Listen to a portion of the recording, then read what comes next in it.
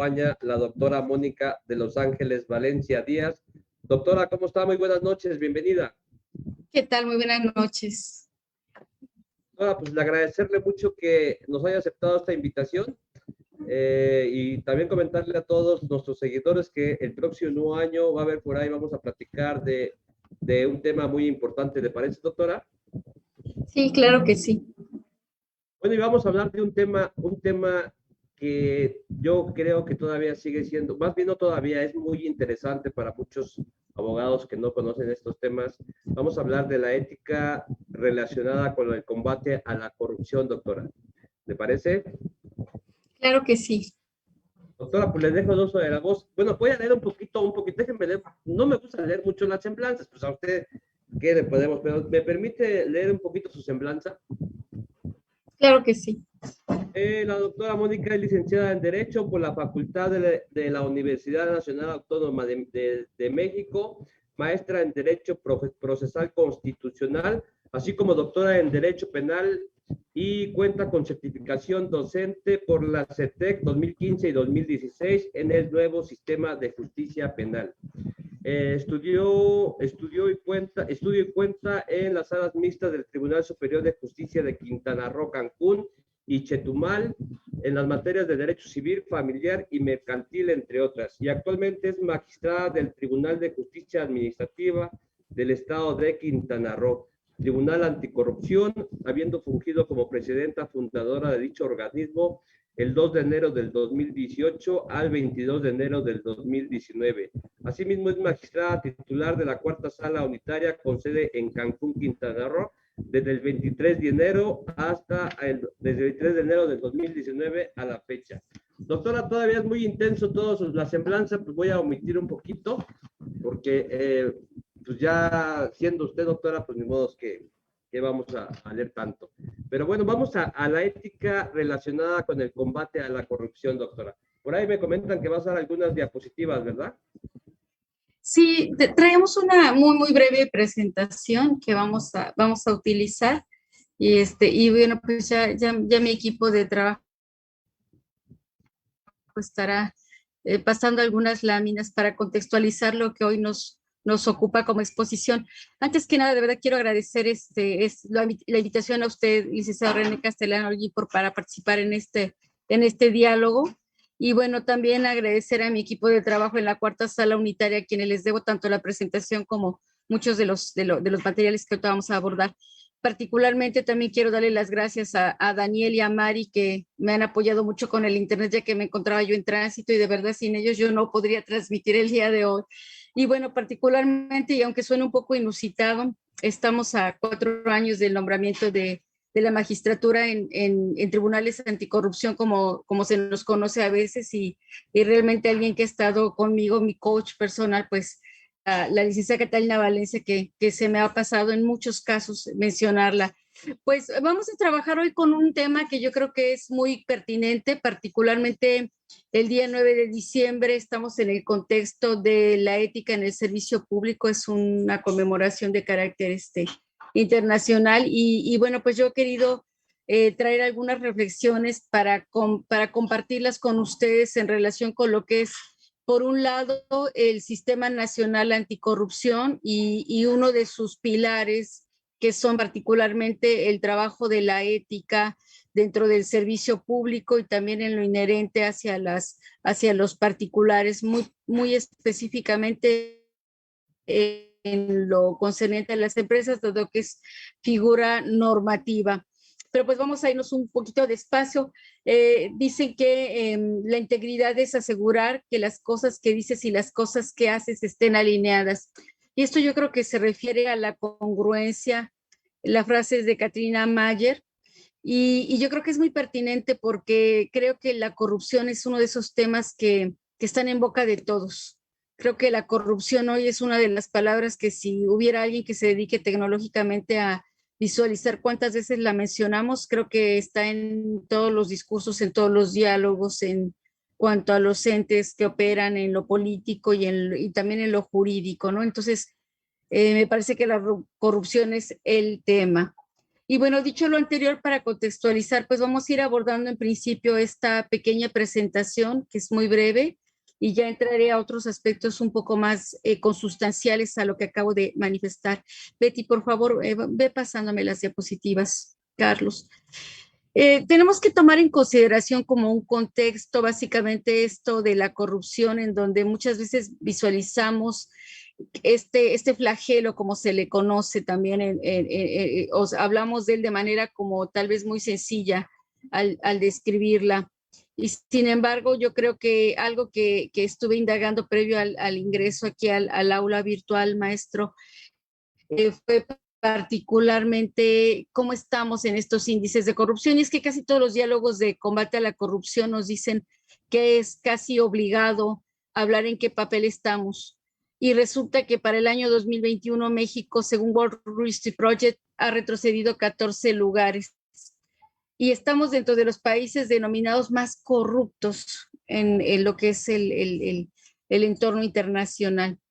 Y curiosamente, si hacemos un muy breve contraste, porque no es lo que hoy dialogaré hoy, pero es ese contexto, pues los que tienen menos corrupción son Dinamarca, Noruega, Singapur, Suecia, Finlandia y Nueva Zelanda.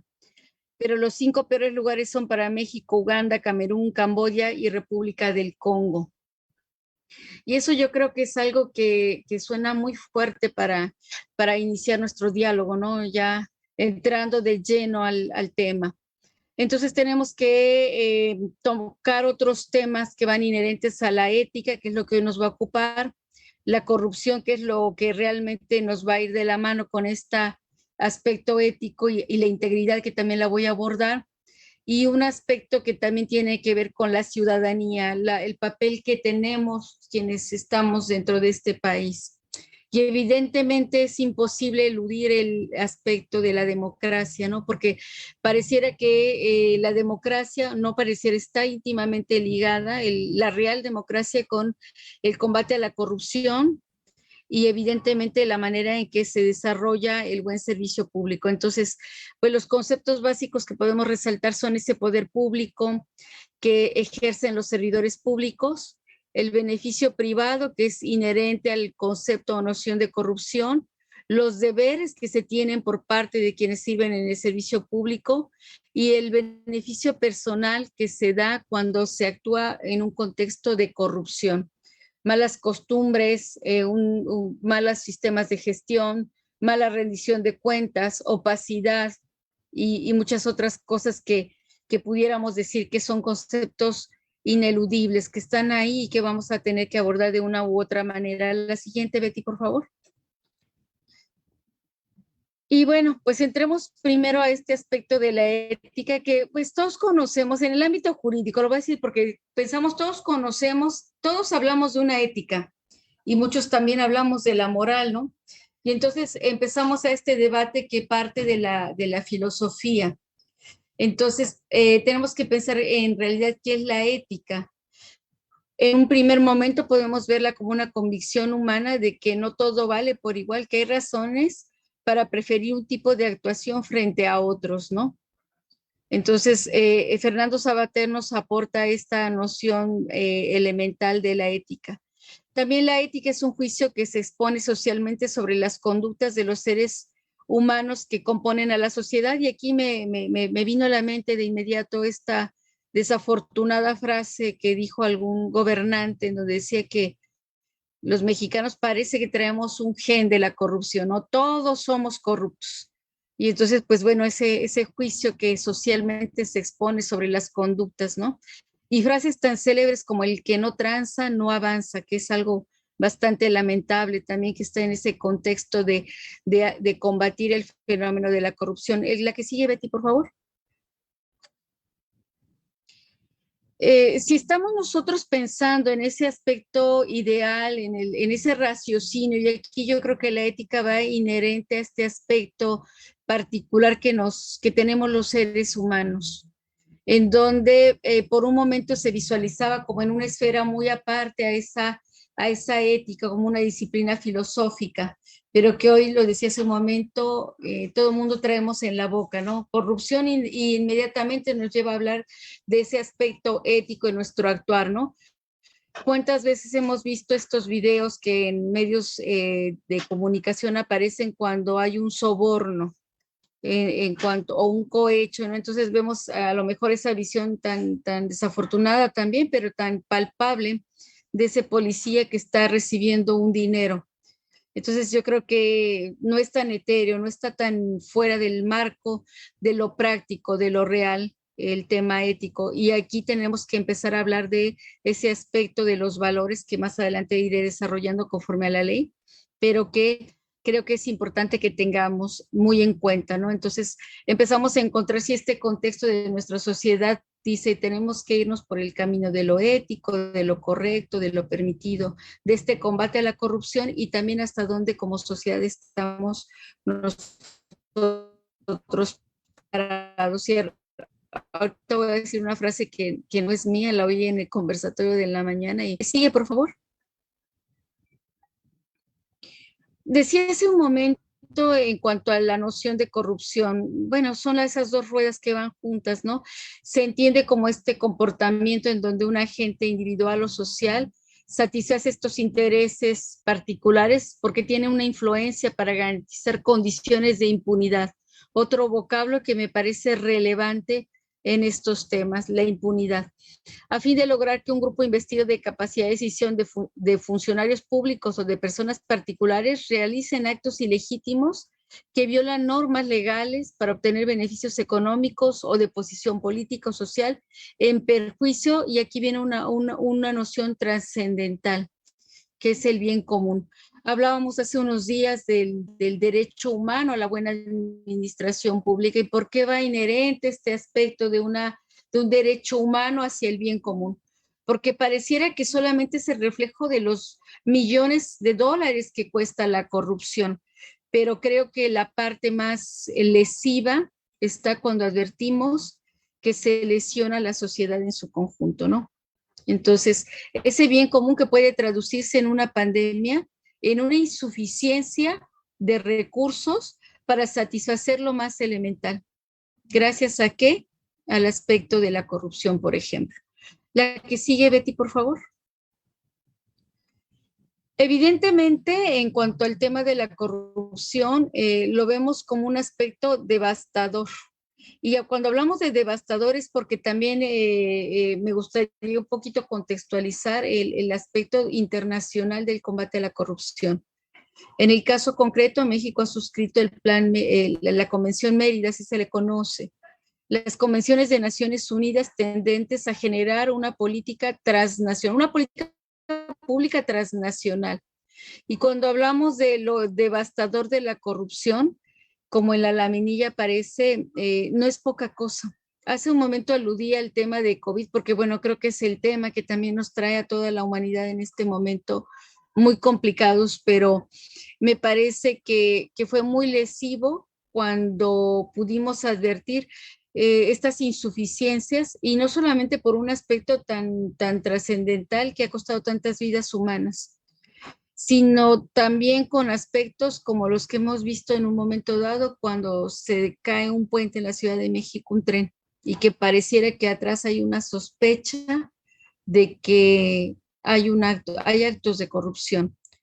También cuando encontramos obras reflejadas que no están construidas, pero que el recurso público técnicamente se dio, ¿no? O cuando tenemos aspectos tan lesivos que en México no quisiera ser tan descriptiva porque nos podíamos llevar toda la obra enlistando lo que pareciera que todos los días amanece, ¿no? Entonces yo no hago catarsis en las presentaciones, pero a veces creo que me ahorro el terapeuta un poco porque pareciera que todos los días podemos prender la televisión y aparecen a la vista aspectos que creo que nos deben de preocupar. Y aquí hablaba hace un momento del aspecto del lugar que ocupamos en el mundo y no sé si se percataron qué países están en este ranking, ¿no? En países que están en vías de desarrollo particularmente. Y bueno, eso se dice de manera muy elegante, en vías de desarrollo, pero cuando hablamos de estas vías de desarrollo también tenemos que pensar en estos aspectos que las Naciones Unidas están pretendiendo trabajar a través de la Agenda 2030, en donde pues hay personas en condiciones de extrema miseria. a costa de actos completamente de opulencia que son manifiestos en temas como la corrupción, ¿no? Entonces yo creo que ahí tenemos que tomar en consideración este impacto que no solamente es latinoamericano, sino que también se encuentra en Europa, se encuentra en África y se encuentra en Asia. Creo que la corrupción ahorita es un aspecto por definición transnacional y que cada nación estamos liando con el problema tratando de dar las mejores respuestas.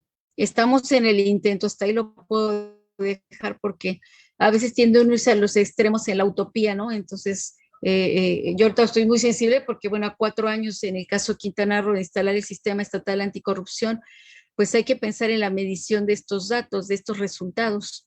Y a veces pareciera que no nos alcanza a las instituciones ir al paso de lo que nos va rebasando. El aspecto jurídico ahí tiene un papel muy fuerte y aquí yo creo que con la ética vamos a proponer una hipótesis.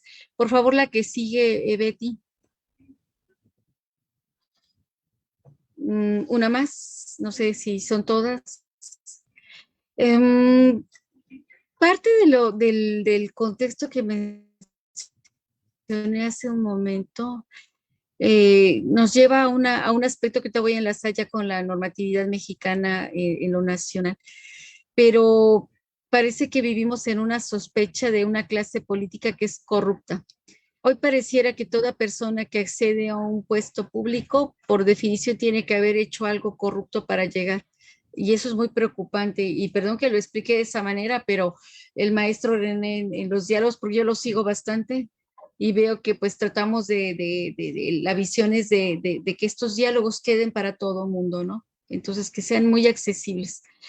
Y en ese sentido, no es que todos roben o no es que todos tengan una imagen de autoría o de complicidad o de encubrimiento, pero también hay un aspecto de indiferencia, ¿no? Pareciera que la corrupción está ya en el subconsciente y en el inconsciente colectivo y de alguna manera traemos un aspecto formal hacia combatirla, pero también tenemos un aspecto que hace un momento enfoqué en esa célebre y desafortunada frase, ¿no? Donde hay que aprovechar y perdón que sea yo tan sincera, pero creo que el título me obliga a ser tan sincera. Es que pareciera que si tú no estás en una posición y no aprovechas, como que no estás en la frecuencia. Y es lamentable porque me ha tocado percibirlo de alguna manera, ¿no? De presenciarlo, si ustedes quieren. Y entonces, aquí es un tema muy delicado porque pareciera que todos de alguna manera estamos involucrados en este contexto de la corrupción. Y lo estamos hasta cierto punto, pero no diría totalmente porque no comparto el que seamos por naturaleza corruptos, si lo quiero traslapar a este tema de teoría del Estado, ¿no? Si somos buenos por naturaleza, malos por naturaleza, si nacemos corruptos, etcétera, no creo que no. Entonces, aquí en ese sentido hay un imperativo para las instituciones democráticas, que es el correcto funcionamiento de estas instituciones y llevar a cabo los controles a través de la participación ciudadana. Y aquí ya introduzco uno de los elementos torales que desde el punto de vista normativo el Sistema Nacional Anticorrupción trajo. ¿Quiénes son los primeros garantes del combate a la corrupción y de la prevención de la corrupción? Los comités de participación ciudadana que presiden al sistema nacional como a los sistemas estatales. Y es que precisamente en este ámbito de pensar que el servicio público ya está como un caso perdido, se dijo, bueno, hay que empoderar a la ciudadanía para que ella sea la que lleve esta voz cantante, este diseño para prevenir y combatir y sancionar a la corrupción. Betty, la que sigue, por favor. Y aquí ahora sí voy a entrar al aspecto medular. Primero entro desde un aspecto técnico, desde un aspecto muy global, en donde pensemos que no basta con que el funcionario público cumpla con la ley, sino que es importante que el funcionario, más que funcionario, el servidor público, se dé cuenta de la implicación que tiene el ejercicio de su función. aun cuando muchas veces la norma jurídica no exija alguna situación. Es algo que se conoce como este sentido de responsabilidad que deben tener los servidores públicos para un ejercicio adecuado de la función pública. Y yo lo llevaría un poco más, algo más básico. ¿Cuántos servidores públicos están conscientes de lo que implica su labor dentro del quehacer público? Porque no todos los servidores públicos tienen una noción de lo que es la función pública. Y ahí yo creo que hay que trabajar mucho. Sí tendríamos que distinguir, hay quienes lo sostienen así, de estos principios éticos del ejercicio de la función pública, como de distinguiéndolo de una separación de la obligatoriedad del cumplimiento. Y aquí entra un punto que generalmente se aborda mucho en la materia de ética en las facultades de Derecho. No sé cómo lo visualicen en la de Filosofía y Letras, porque ahí probablemente empiece este divorcio. Pero fíjense, cuando hablamos de la ética por esencia es algo que llevamos dentro de nosotros, como tal. Entonces, bueno, a mí me gusta mucho traer frases para que sea más amena nuestras presentaciones. Y hay una frase que yo creo que el día 9, y es más, sería muy interesante que contabilicemos cuántas veces va a salir a relucir, porque dicen que la integridad es hacer lo correcto aunque nadie nos esté mirando, en alusión al tema de la ética. Jim Stowell dijo esta frase, o a él se la atribuye. Y es que el actuar en lo correcto, en lo ético, es tanto si nos dan un premio como si no nos lo dan. Aquí estaríamos hablando en un aspecto un tanto conductista, tal vez, ¿no? Es que si nos portamos bien, recibiremos un premio. Y también vemos este contraste que muchas veces sale a relucir ahora sí para reivindicar a los elementos de seguridad pública, porque también ya se está promoviendo esta serie de valores, donde le dan un premio al elemento de seguridad pública porque encontró una cartera, que hace un año yo lo vi, y traía 30,000 pesos y buscó a la persona y en su manita le entregó la cartera que se encontró. Y se les da premio, ¿no? Entonces, yo lo que trato de decir en este momento es que hasta cierto punto se había abordado esta clase de temas, pensando que el aspecto interno, el aspecto moral, está dentro de lo que le pertenece a cada persona y por tanto no es objeto de regulación. Pareciera incluso contradictorio cuando hablamos de la ética establecer ordenamientos jurídicos, como que hay una cierta, digamos, contradicción. No hablamos de moral ahorita, que viene inherente el tema a la moral y la ética, porque aparte de que no es clase de filosofía y ni lo pretende ser, la moral como noción también es algo bastante amplio. Incluso al abordar la moral tenemos que contextualizar en la época y en el tiempo en el cual nos encontremos y en la sociedad.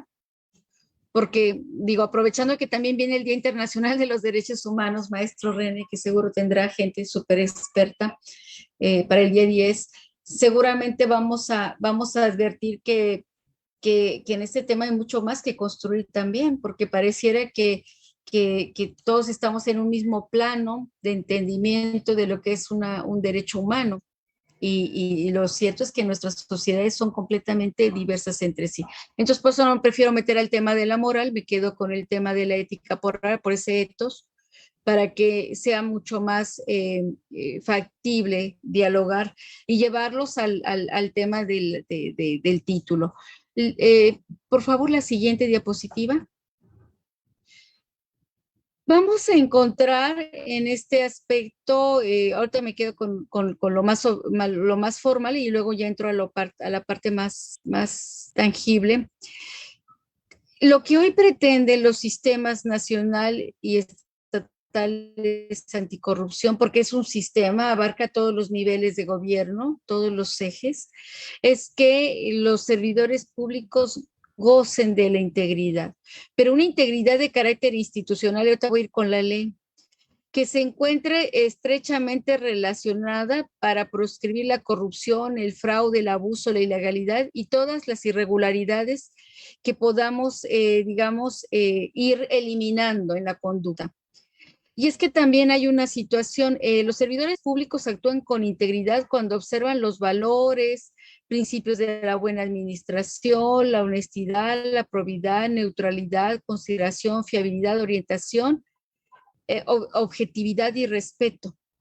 Y aquí yo me voy a meter de súbito un tema que por el tiempo, porque no quisiera yo obviarlo, decían hoy en las conferencias que estuve, podemos empezar a generar marcos normativos, hacerlos por un lado muy rígidos, introyectar esta teoría del enemigo contra el corrupto o la corrupta, para hacer cada día más sancionables o más conductas o poner penas más altas.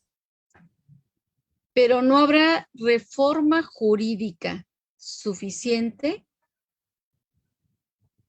si no se cambia la mentalidad de los sujetos. Y aquí empieza este aspecto que yo creo que es lo toral en la plática de hoy. Hay que ir cambiando estas visiones, estas distorsiones, porque me encontré, y ahorita lo voy a comentar de manera somera por cuanto a las leyes generales del Sistema Nacional Anticorrupción y la Ley General de Responsabilidades Administrativas, por cuanto a esta ética pública. Ahorita lo desgloso un poco, pero ya voy presentando el tema. La integridad trae una relación directa e inmediata en relación con lo que todos pensamos como nuestros ideales, ¿no? A este entorno donde los servidores públicos cumplan con las responsabilidades, ejerzan las atribuciones que la ley les confiere, y aquí empieza un aspecto de legalidad. Utilizar la información de manera correcta, que los recursos públicos se apliquen en beneficio del interés general al cual sirven, manteniendo una actuación adecuada con los colegas y con la ciudadanía.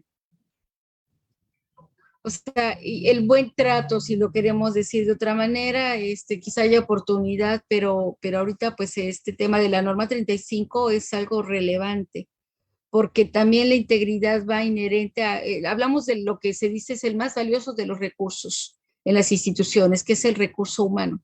Es fácil decir eso, pero ¿cuántas veces en la actuación los servidores públicos y sobre todo ya en la jerarquización adicional conocen lo que es actuar con el debido respeto? Y aquí ya se nos empieza a hacer más complicado el tema. Bueno, la integridad como tal es un producto de una correcta dirección, de un establecimiento adecuado de controles internos, de buenas prácticas de los servidores públicos y de precondiciones indispensables que nos lleven a un servicio eficaz y eficiente y además continuo en el sector público. Como hemos visto, al contexto que decía de las palabras clave, van relacionadas directamente con este aspecto de la ética y de la integridad en el servicio. La siguiente lámina, por favor. Dejamos la conclusión para después, incluso Carlos Enrique, ahí me ayudas, porque voy a entrar de suyo ahorita a un aspecto ya un poco más práctico, porque me parece muy relevante y sobre todo porque es el marco jurídico. Y fíjense, comentaba hace un momento de todo este contexto general en cuanto a cómo nace. Bueno, en todas partes vamos a escuchar que hubo una reforma constitucional de gran calado en el 2015, respecto de lo cual nace el Sistema Nacional Anticorrupción. Eso ya es bastante abordado. En ese sentido, la Ley General del Sistema Nacional Anticorrupción, en el artículo 2, fracción 7ª, establece objetos de esta ley. Esta ley lo que pretende es articular a todos los ejes, a todo el servicio público. Lo estoy diciendo de una manera no muy técnica, pero que me parece más accesible. Y esta fracción particularmente establece que el objetivo de la ley es establecer las bases y políticas para la promoción y el fomento y difusión de la cultura de la integridad en el servicio público, rendición de cuentas, transparencia, fiscalización y control de los recursos públicos. Quizá la ley ahí en un poquito me parece le faltó, porque va implícito, no es que le faltó, pero el servicio civil de carrera. Ahí ahorita voy a explicar por qué sí creo que hubiera sido muy bonito que lo explicitaran. Está de suyo porque lo vamos a advertir, pero porque hablamos de la meritocracia, pero creo que explícito ayudaría mucho, porque todavía estamos un tanto rezagados. A veces les digo que vamos muy atrasados en la norma, por más que es nueva, ¿eh? La fracción octava, perdón, de este mismo artículo segundo establece un objetivo del sistema, el generar acciones permanentes que aseguren la integridad y el comportamiento ético de los servidores públicos, estableciendo bases mínimas para que todo, o sea, todo yo lo veo como todo. O sea, perdón que sea tan enfática, pero es que de repente en la operatividad pareciera que quien cree que no le aplica, pero es todo órgano del Estado mexicano que debe establecer políticas eficaces de ética pública. En mi tarjetita, bueno, ya no lo llevé a la diapositiva, pero lo puse con mayúsculas, así un poco con la visión del docente, ¿no? Y con marquito rojo, ética pública y responsabilidad en el servicio público. Y aquí nos vamos a enfrentar a una problemática, porque ¿cómo vamos a definir a la ética pública? Yo también lo quiero saber, creo que el sistema anticorrupción es al que le corresponde, ¿no? Pero yo creo que ahorita va a haber una respuesta un poco simplona, pero ahí va a estar, ahorita se las doy. El artículo quinto de esta ley nos establece los principios rectores del servicio público y me parece bastante relevante porque sin querérselos leer, nada más para que los tengamos, prometo que no vamos a leer todo, pero este artículo quinto nos dice, son principios rectores que rigen el servicio público los siguientes: legalidad, objetividad, profesionalismo, honradez, transparencia, economía, integridad y competencia por mérito. Y aquí en el artículo quinto, además de enunciarse los principios, hay algo bien importante, porque todos los entes públicos están obligados a crear y mantener condiciones estructurales y normativas que permitan el adecuado funcionamiento del Estado en su conjunto y la actuación ética y responsable de cada servidor público. Como podemos ver, en un método un tanto inductivo y deductivo, aplicamos al macro, pero también nos vamos a ir al aspecto micro. Porque así dicho, y ya viéndolo a detalle, me parece que de alguna manera el inconsciente del legislador advirtió que hay un gran riesgo para el propio Estado en su conjunto por esta desnaturalización de las instituciones respecto de las cuales ya parece no existir mucha credibilidad. El reto hoy para las instituciones es mayúsculo. Entonces ya están en riesgo esas mismas instituciones y creo que lo reflejó el legislador. De la mano con esta ley general, y cuando hablamos de una ley general, me parece que de lo que estamos hablando de un marco normativo que compete tanto a lo federal como a lo estatal como a lo municipal y a todos los poderes y órganos de gobierno. Entonces eso es importante, lo digo de manera muy sencilla, a reserva de la posible crítica técnica, pero eso es importante que lo tengamos en consideración. De la mano con la ley general del Sistema Nacional Anticorrupción fue promulgada una ley general de responsabilidades de los servidores públicos, que es en la que me voy a detener un poquito más. Esta ley general, en su artículo segundo, reitera este aspecto de los principios y obligaciones en la actuación de los servidores públicos porque es parte de su objeto.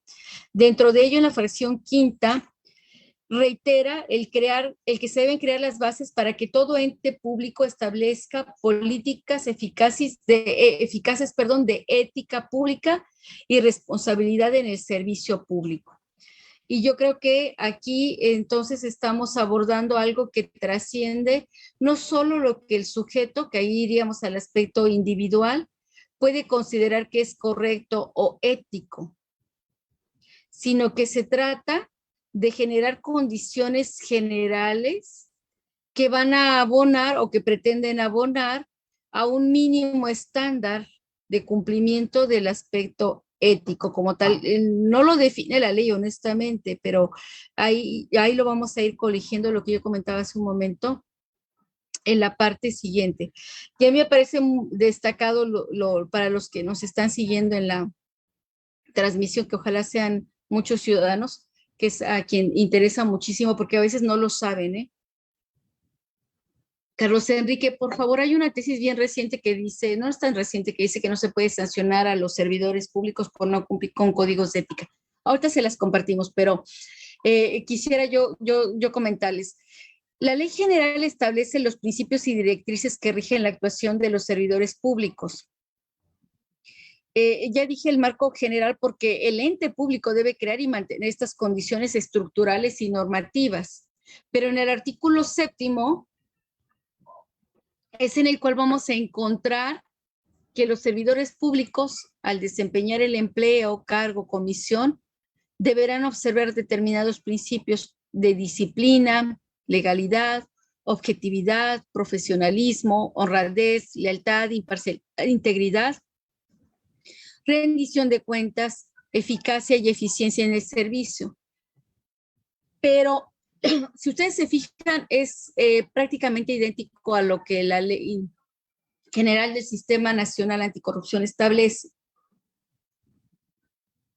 Una disculpa, me estaba un poquito de tos. Sin embargo, el artículo 7º como que pormenoriza. Perdón. Esta pormenorización va a lo siguiente. Los servidores públicos deben actuar conforme a leyes, reglamentos y disposiciones jurídicas. Y aquí yo lo voy a aterrizar de una manera muy sencilla. Preguntémonos lo siguiente. ¿Cuántos servidores públicos conocen el marco normativo de su actuación?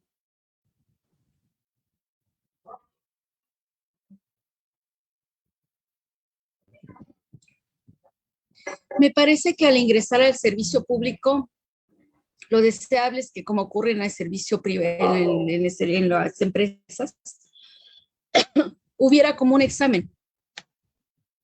Y no es un examen como de aplicación de ley. Perdón. Pero los cursos deberían de ir enfocados a que estos servidores públicos conozcan lo que la ley les mandata. Y ahorita fíjense, yo lo comento por lo siguiente, porque hace un momento el maestro René comentaba que me desempeño en un tribunal de justicia administrativa. Y en los tribunales de justicia administrativa, nuestro quehacer principal radica en calificar la legalidad de los actos administrativos, particularmente.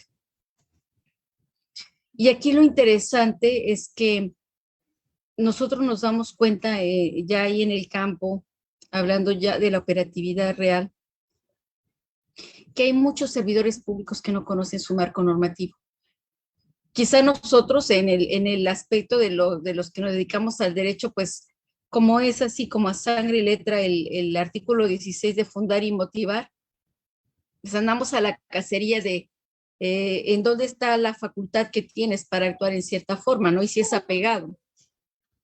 Pero lo cierto es que muchas veces descuidamos ya dentro del servicio público el aterrizarles, el llevar a la intelección de lo que consiste esa actuación, dónde están sus atribuciones. Entonces, pareciera que nos tienen que dotar de nuestro manual, de nuestra ley, decir, a ver, esta es tu ley orgánica, estas son tus funciones, se hace. No estoy diciendo que no se haga, pero se tiene que estructurar de manera correcta. Otra directriz. Los servidores públicos deben conducirse con rectitud, sin utilizar su empleo, cargo o comisión para obtener o pretender obtener algún beneficio, algún provecho o ventaja personal, algún favor de terceros, ni buscar o aceptar compensaciones, prestaciones, dádivas, obsequios o regalos de cualquier persona u organización. Y fíjense, yo la verdad es que alguna vez, cuando estudiante de Derecho, me llevé la sorpresa en algún lugar del país que para Navidad llegabas de otro lugar y ya había un arbolito y decía, no trae regalitos para depositar al árbol. A mí me causó mucho choque, la verdad es que me sorprendió tanto, pero bueno, hoy sabemos porque hoy hay normatividad de esta ley general precisamente y ha habido otras, no es nuevo tampoco, la verdad quiero ser honesta, no es que sea nuevo, sino que la ley lo enfatiza.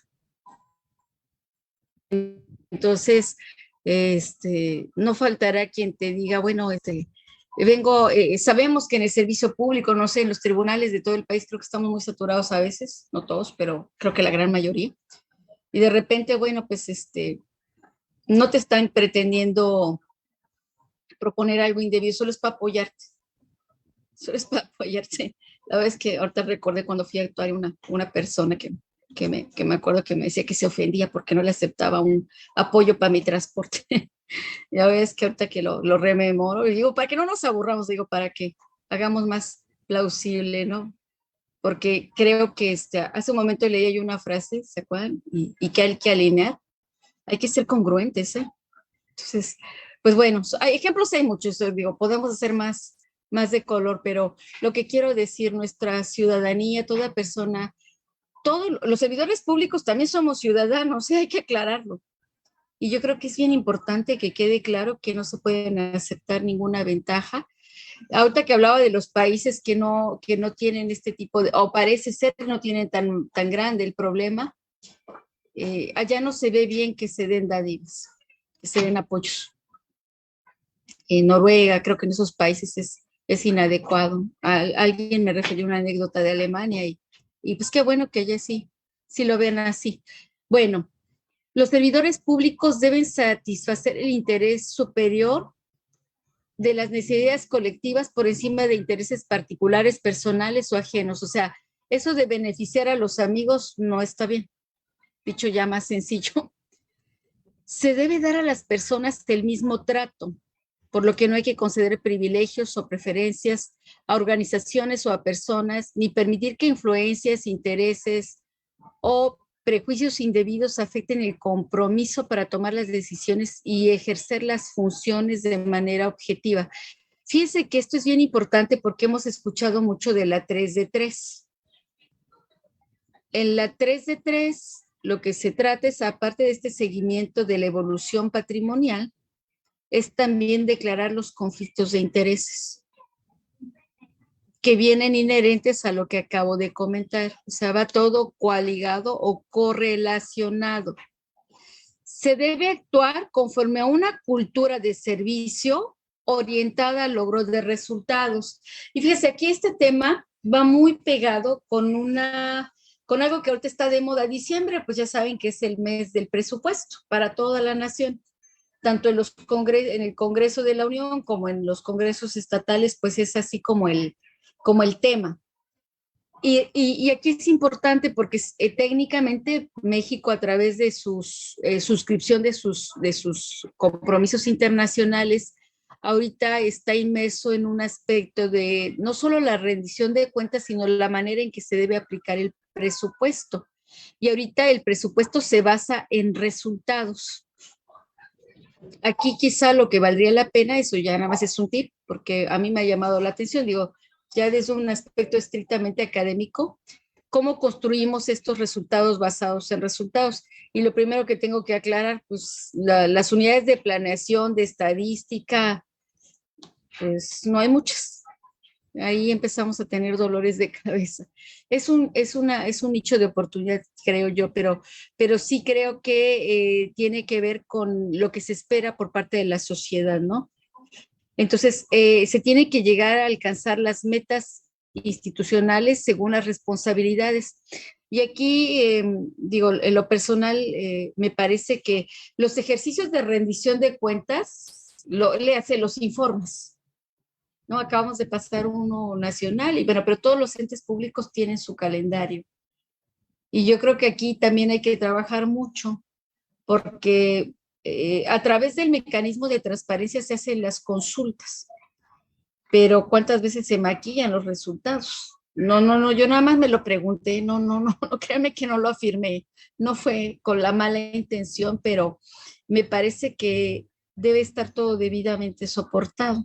¿Y eso quién lo dice? No, o sea, no lo digo yo en lo personal, yo solo estoy aclarando que la ley general lo está estableciendo.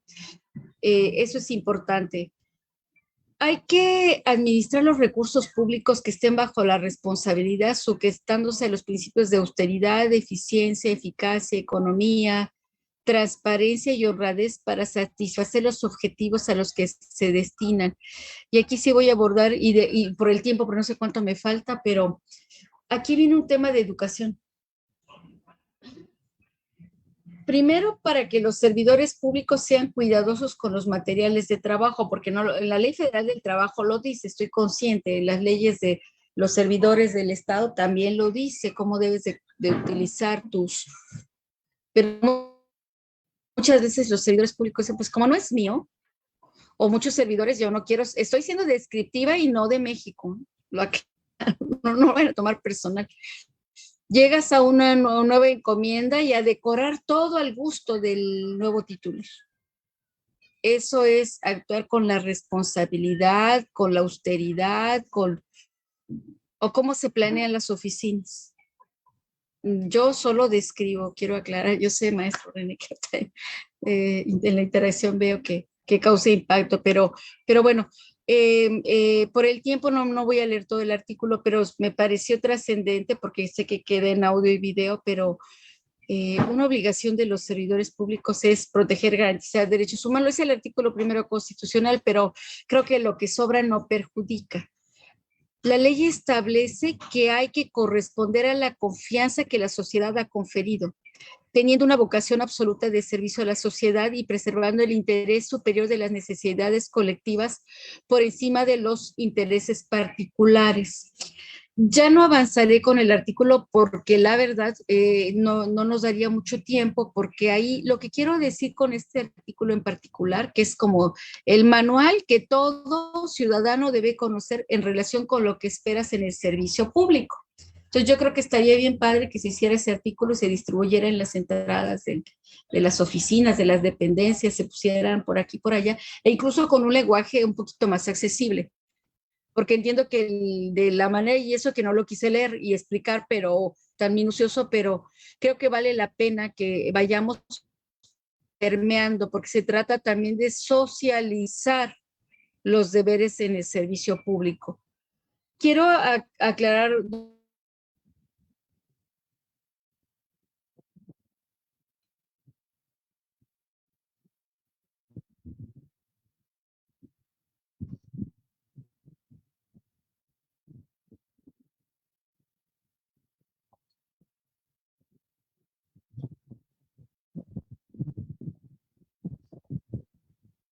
porque es un mandato de la Ley General y del Sistema Nacional. ¿A quienes corresponde por regla general los órganos internos de control? A las contralorías o secretarías de la función pública, como querramos entenderlo, porque tienen diferente denominación, pero son lo mismo en esencia. A quienes les correspondía expedir los códigos. A mí me parece que lo idóneo hubiese sido que estos códigos de ética se construyeran con una participación y una convocatoria interna de todos los entes y de todas las tramos, y vemos misión, visión. Ya también el sector público se utiliza mucho. Pero ¿quiénes construyen la misión y la visión de estas instituciones? Me parece que una falla por posible es una hipótesis. Acuérdense que yo dije, yo más iba a preguntar que otra cosa. Pudiera ser que no se construyen en conjunto. Claro, no se podrá hacer todo el tiempo, eso estoy muy consciente, porque vas ingresando a las dependencias y ahí es donde ya las áreas te irán diciendo qué es lo que corresponde, cuál es esa visión, para que tú te sensibilices. Pero si se construyen con la participación, y ahí empieza el tema de la democracia, tal vez pueda dar mejores resultados, porque si no se impone, y lo impuesto parece no ser muy cumplido. Yo como doy clases en la universidad, de repente es horrible pensar que la ley, ¿para qué existe? Pues para vulnerarla. O sea, ya de ahí está todo equívoco. Otro aspecto también que me parece importante tomar en consideración es que la ley general, y lo quiero dejar porque esto nos une a todos, si creemos que se desvincula de las personas morales, de las empresas, no se desvincula. En otro momento quizá ya se abordará el tema del compliance, que está muy de moda. El compliance básicamente es eso, o es más bien una de las cosas que lo comprende, generar estos lineamientos de conducta, porque estoy diciendo el deber ser en cuanto a lo que debemos cada servidor público hacer, ser y hacer, participar. Pero ¿qué ocurre cuando incumplimos?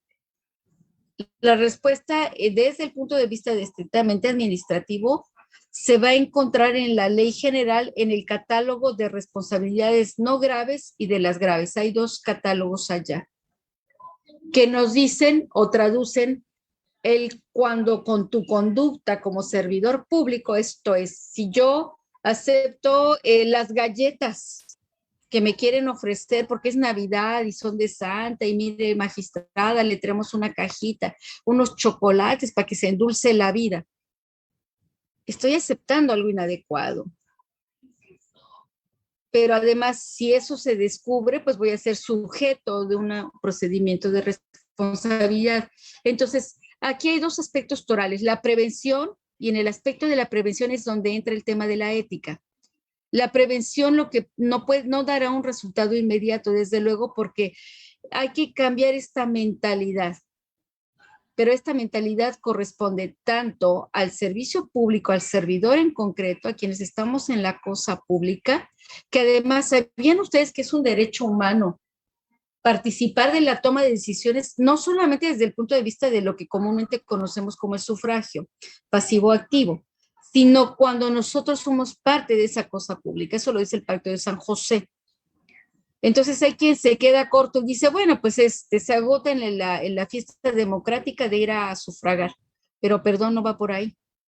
Los servidores públicos, al momento de que ejercemos, también estamos ejerciendo simultáneamente un derecho humano, que claro, a veces no se explica de esa manera, a veces no se visualiza, porque somos parte de este ejercicio político al final del día, que se supone se enmarca dentro del marco normativo constitucional y de tratados internacionales en este momento. Le hace este bien común,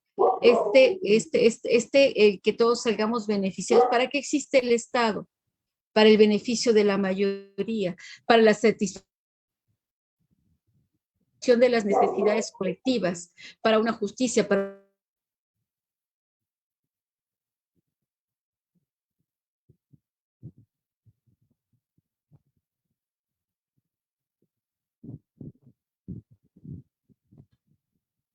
equidad, para muchos valores. Por eso que existe la Ley General, artículos 21, 22, 24 y 25, en donde las sanciones que se pueden imponer en este momento a las empresas, a las personas morales, como su extinción en un momento dado, porque se sanciona también las faltas graves de particulares.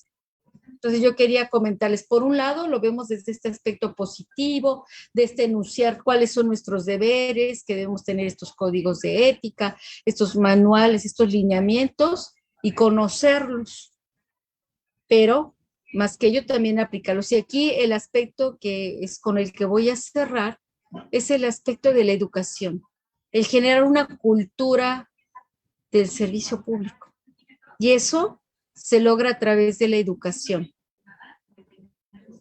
Ese tema no es nada sencillo.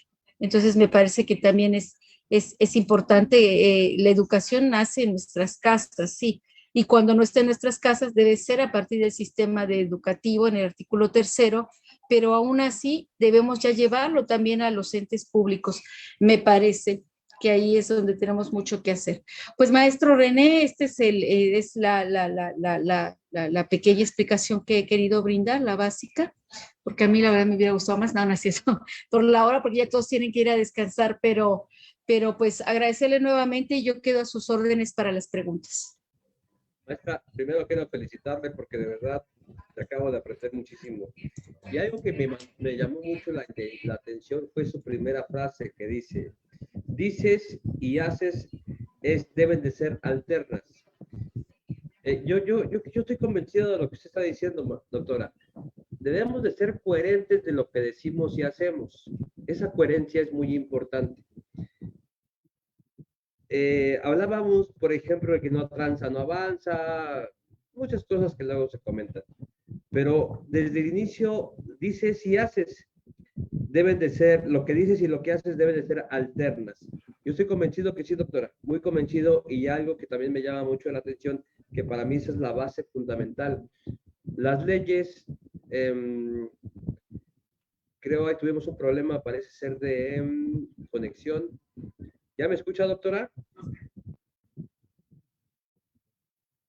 ¿Sí me escucha, doctora? Parece que tiene su micrófono, Perdón, muchas gracias. Sí, aquí estoy. Voy a entrar por otra, por el celular. Me quedo aquí. Le comentaba, doctora, que su frase de lo que dices y haces deben de ser alternas. Pues sí, sí, debe de haber esa coherencia. Estoy convencido que sí. Desde ahí yo creo que nace exactamente muchísimo de lo que estábamos hablando. Si no hay esa coherencia de lo que debo hacer y lo que debo decir, pues no llegamos a ningún lado, doctora. Además, también me llama mucho la atención de que pues, nuestro gran país retrocede 14 lugares en el 2021. Pero ¿por qué razón, doctora? ¿Qué está sucediendo? Ahorita, si nos damos cuenta, el sistema penal anticorrupción, yo lo veo trabajando muy fuerte, va de la mano los he visto mucho de la mano con derechos humanos. Pero ¿qué está pasando, doctora? ¿Por qué retrocedimos tanto? Mire, yo lo veo como un aspecto multifactorial. Quizá pese a que se dio la reforma y un poquito lo que comentaba del conversatorio, no es el marco normativo, o sea, tienes que cambiar el marco normativo, tienes que adaptarlo. No quisiera yo ser muy crítica de la ley general, pero debemos serlo. Hay muchas contradicciones. Escuchaba yo en la mañana que decía, bueno, ¿quiénes generaron estas leyes? La trampa está en la propia ley, a veces. Entonces, la impunidad en realidad está enseñoreada. ¿Por qué? Porque yo lo veo como un fenómeno, por un lado, que la norma jurídica no por sí misma va a cambiar la mentalidad de las personas. Evidentemente, el derecho modifica mucho la realidad social. Yo creo que hay aspectos en donde hemos visto que sí se da un resultado. No podemos decir no hay resultados totalmente, eso tampoco es sano. Los hay, quizá no en la medida en que nos hubiera gustado, o sea, no es en la forma tan automática. Pensábamos, genero esta ley general y no solo esta. La reforma, incluso recrudecemos las sanciones en materia penal, que son las dos formas en que se sanciona la corrupción administrativa y vía penal. Pero aún así pareciera ser insuficiente. Y en mucho yo creo que también es multifactorial. Si me baso en el tema ético, porque siguen siendo las mismas personas las que están operando los sistemas. En muchos casos se ha avanzado, o sea, no podemos decir que no, y mire, le comparto, maestro René, yo cuando ingreso al área de la materia penal, en su momento fui juez de ejecución en materia penal y en adolescentes, y me tocó ver todo el sistema actual, que ahorita está en una contrarreforma, una propuesta incluso como tal, pero me sorprendía mucho porque me tocó ir a los juzgados penales en donde las condiciones eran infrahumanas. Yo llegas a juzgados que no tienen esas condiciones infrahumanas. Tampoco estoy diciendo que sean así bueno, de café y galletitas, pero realmente es muy distinto. Si esto lo comparamos un poco con el tema de combate a la corrupción, lo que nos vamos a percatar es que sí hay una transformación, sí hay trabajos coordinados, por lo menos ahora sí lo podemos afirmar. Yo se lo comento porque en los tribunales de justicia administrativa de lo estatal, trabajamos mucho con los ámbitos municipales, por ejemplo. Nuestro país tiene condiciones muy asimétricas. Hay de municipios a municipios. Hay órganos internos de control que en este momento no se han podido configurar. Hay algunos que no conocen la correcta estructura. Y es que la ley lo prevé, pero la ley como tal no es suficiente si no introyectamos en las personas ese cambio. Aunado a que también hay otro tipo de factores que, bueno, de alguna u otra manera traemos inercias, ¿no? En el caso mexicano, me parece, el subdesarrollo tiene muchas caras.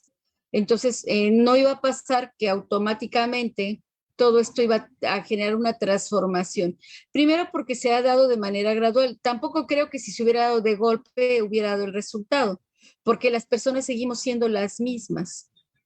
Entonces, a lo que hay que abonarle es a ir trabajando en su conjunto. Entonces, ¿por qué hemos caído? Mire, yo realmente esperaba mejores resultados de la justicia penal, por ejemplo, y si lo llevo al ámbito del sistema corrupción, porque este es el que va corriendo ahorita, se decía, no se van a ver resultados inmediatos, se van a ver como en 10 años. No, no, no, no, no. Hay que esperar 20 años. Ya vamos en los 20 años. Y yo la verdad le reitero, no es con ganas de quejarme de nadie, pero me ha tocado ser víctima de la delincuencia y aunque no lo crean, a ver si no me regañan por ahí los magistrados, pues yo media bromista. No, es que como de clase en la universidad trato de explicarme y además que no se aburran. Pero aunque usted no lo crea, a nosotros también nos roban en nuestra casa. Y me ha ocurrido llegar e intentar levantar la denuncia y hacer todo el protocolo y a ver, me dicen, entre mis estudiantes que me los encuentro en la fiscalía o la familia, tú todo crees que lo va a resolver tu ley, cuando en realidad hay operadores que no creen en eso. Y fíjese, la frase, qué bueno, René, que me ha hecho la pregunta, porque la última frase que traía, así, es la confianza en la honestidad de los demás es testimonio claro de la propia integridad. Michael Montaigne. Y es que es mucho más fácil creer en la corrupción, en que todo está mal. No es que no sea así, tampoco quiero, me va a decir, es que tú sueñas, me han dicho que soy muy romántica, no sé qué me quieren decir con eso, yo creo que me quieren decir que soy como media soñadora, eso es lo que he entendido, a mi leal saber y entender. Pero es verdad, hay que creer en los demás, hay que creer en uno mismo, pero hay que creer en los demás también. Cuando vamos con ese mecanismo de que todos están para hacer algo malo, que es lo que está ocurriendo mucho, pues entonces no va a haber un mecanismo de cambio. Si pensamos como nuestro anterior presidente de la República, que todos somos corruptos, pues yo la verdad digo que no. En una medida o en otra, todos hemos sido parte de un acto de corrupción. No dije como sujeto activo, pero hemos sido víctimas de la corrupción. A veces, mire, yo hace 4 años me preguntaron algo bien importante, me quedé atónita con la pregunta, es más, yo pensé que me iban a preguntar mucha ley. Y la pregunta que me hacen los legisladores fue la siguiente. ¿Usted cree que haya actos de corrupción por accidente? Y bueno, desde el punto de vista del derecho administrativo, estrictamente desde allá, no en la responsabilidad en sancionador, en el disciplinario más bien, perdón por el error, todos los conductos son dolosos, no hay culposas. Sin embargo, muchas personas se ven obligadas porque tienen que seguir esa mecánica de inercia, porque pueden perder el trabajo, porque pueden quedar mal, y ahí sí es donde está lo delicado, porque si bien es cierto, no podemos afirmar, y yo creo que es muy injusto afirmar que todos son unos corruptos, eso es muy malo. Lo cierto es que hay personas que de alguna manera se ven contra la pared, porque la descomposición social es muy fuerte. Entonces, yo creo que ya nada más porque causas creo que hay muchas y vale la pena estudiar. Ahorita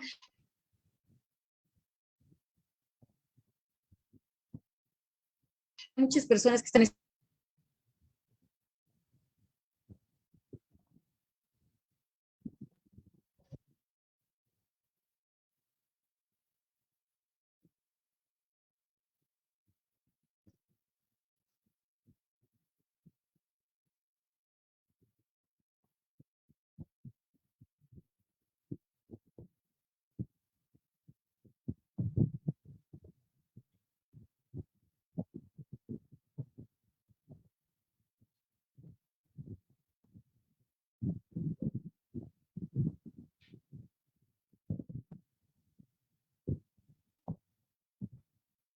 Perdón, ya me conecté desde Sí, mi sí. otra.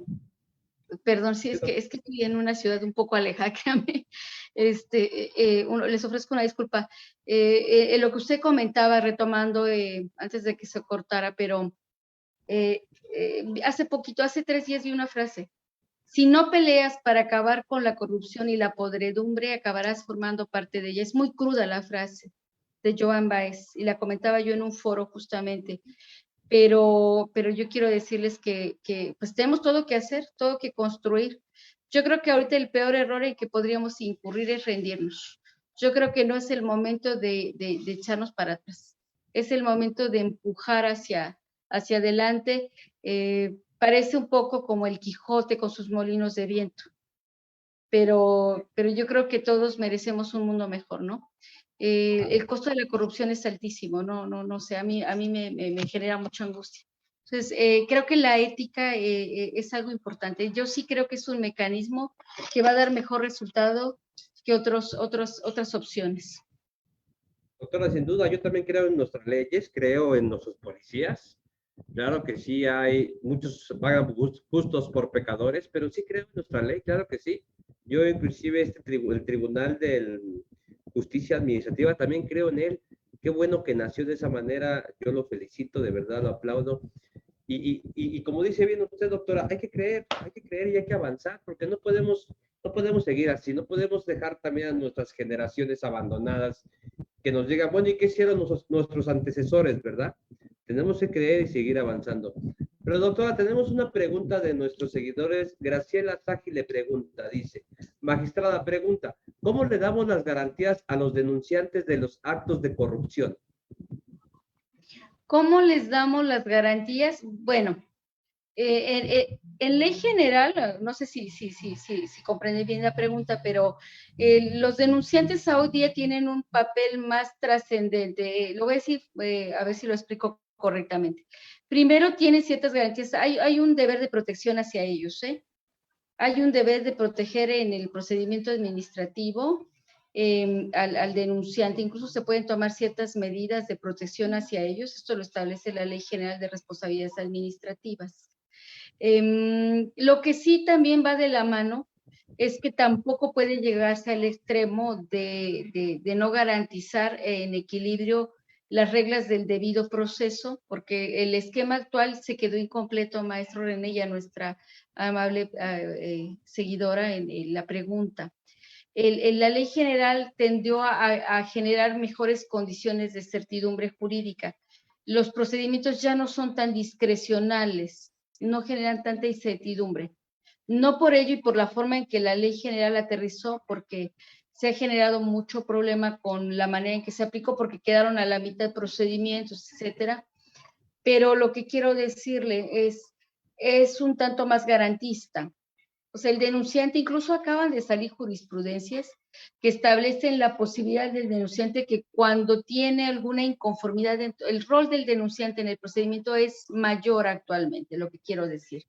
Puede impugnar, por ejemplo, que es común y yo lo he visto en el tribunal, en los asuntos que ya han llegado a radicarse, el denunciante no tiene una respuesta favorable por parte de la autoridad a la cual le corresponde la investigación. Y en su momento la substanciación y dice, exculpamos, no hay elementos. Nuestro denunciante tiene derecho de impugnar, por ejemplo, o sea, ya es oído a través de un tribunal justamente. Entonces, en ese sentido, pues veríamos como el avance. ¿Qué garantías tiene? Pues del debido proceso.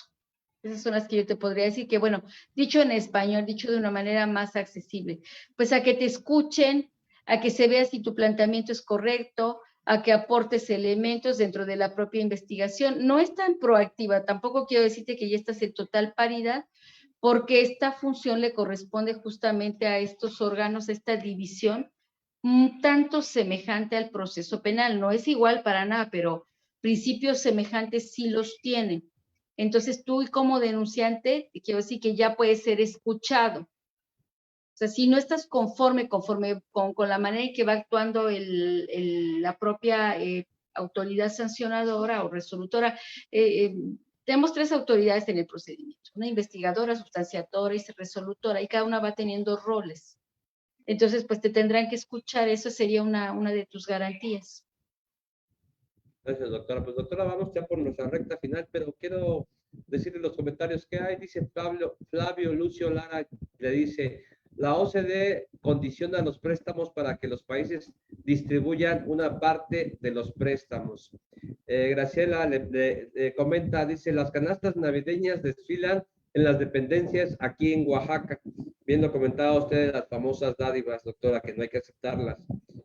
Gamael Vázquez dice, excelente tema, con superponente capacitada, con objetividad, íntegra, ética y credibilidad y comprometida con el ciudadano. Miriam le dice, muchas felicidades a tan excelente ponente, sin duda un tema de gran interés. Graciela dice, gran ponencia magistrada, nos mantuvo atentos con su forma clara y amena de explicar. Muchas gracias. ¿Podría compartir redes sociales, por favor? Si ya la quieren, si puede compartir sus redes. La jueza Eva María Zarza le dice, felicidades magistrada Valencia, excelente tema y saludos. Paul Vázquez dice, buenas noches a todos, es un tema interesante, gracias y saludos. Aurora Leonor, buenas noches, excelente tema, gracias por compartir, saludos desde Mérida, Yucatán. Graciela dice, buenas noches, gran tema con excelente ponente. Y Marlene Segura dice, excelente conferencia. También nos están comentando, maestra, que si puede compartir sus diapositivas, que hay varios seguidores que pues, les gustaría tenerlas. Muchísimas gracias. Claro que sí, con mucho gusto. En la plataforma está Carlos y Betty. Si me pueden apoyar. Yo estoy en celular ahorita, maestro, con mucho gusto. Y aunque no me lo creo, yo sí, estoy en Facebook. Me buscan Mónica Valencia y me encuentran. Y también estoy en Twitter. Entonces, ahorita si me apoya Carlos Enrique, lo puedes subir, maestro, con mucho gusto. Y las diapositivas están a sus órdenes. De hecho, pues entiendo que se hará alguna publicación de la conferencia y con mucho gusto, si nos son tan amables de dejar un correo electrónico, también podemos enviárselos. Hasta pues le sigue llegando todavía muchas felicitaciones. Oscar Macías dice, muchas gracias, magistrada, excelente tema. Marta dice, muchas gracias, excelente ponencia. Pues maestra, yo creo que quedaron todavía muchos temas pendientes. Yo la quiero volver a invitar si usted gusta, maestra, y terminamos bien. Lo vamos a desarrollarlo. ¿Qué le parece? Más grande. Me encanta la idea. Muy bien. ¿Me parece, maestra? Yo ya la veo un poco cansada también, ya es un poquito tarde, maestra, la voy a dejar descansar. Pues quiero agradecerle mucho a la doctora Mónica de Los Ángeles Valencia Díaz. Le mando un abrazote, doctora. Muchísimas gracias. ¿Algo que quiera comentar?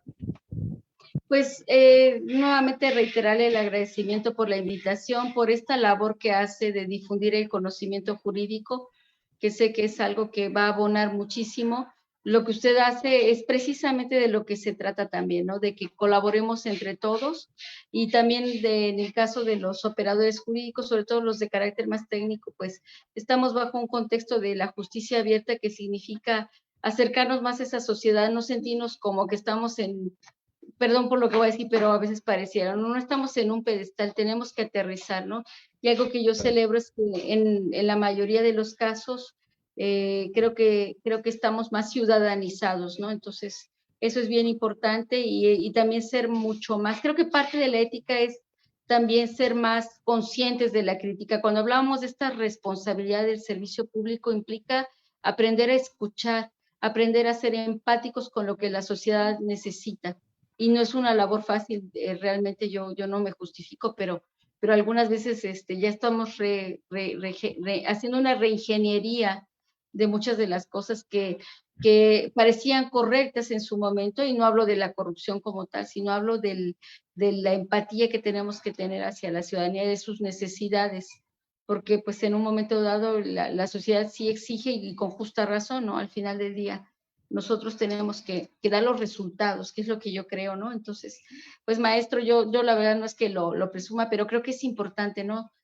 Hace un momento yo le decía por mi equipo de trabajo, le quiero decir que yo tengo gente que realmente está dando todo lo que tiene por la justicia, gente muy joven, estudiantes, personas de diversa, no todos, tampoco voy a generalizar, no me refiero a mi equipo, pero no en todas las instituciones, nos gustaría que nos sumemos más, ¿no? Yo realmente he encontrado en todos lados gente excepcional en el servicio público y también me he encontrado pues lo aberrante que todos hemos sufrido, porque pues, es la verdad. O sea, tampoco generalicemos, me parecía deshonesto, pero ojalá seamos más los que vayamos sumando para que este país pues salga adelante, ¿no? Hagamos algo mejor y bueno, pues alcancemos los mejores fines. Le agradezco infinitamente la invitación a las personas que han seguido la transmisión. Aquí en Quintana Roo ya son las 11 de la noche. Entonces, pues les agradezco y le agradezco la paciencia por el horario que me apoyó, pero pues era un poquito complicado para mí el día. No, Marta, yo le agradezco muchísimo más. Muchas gracias por estar con ustedes. Le comento que hoy le aprendí mucho. Faltó, yo creo que nos faltó, porque hablamos de la ética, nos faltó la moral, los valores, pero el tiempo es cortito. Pero yo la voy a volver a invitar más y vamos a desmenuzarlo, ¿le parece? Claro que sí, será un honor. Un saludo a todos los compañeros magistrados también. Muchas gracias. Hasta pasa una excelente noche. Estamos en contacto porque no la voy a dejar ir, ¿eh? La voy a estar constantemente para que esté con nosotros. Cuídense mucho, muy buenas noches. Gracias. Saludos, muchísimas gracias.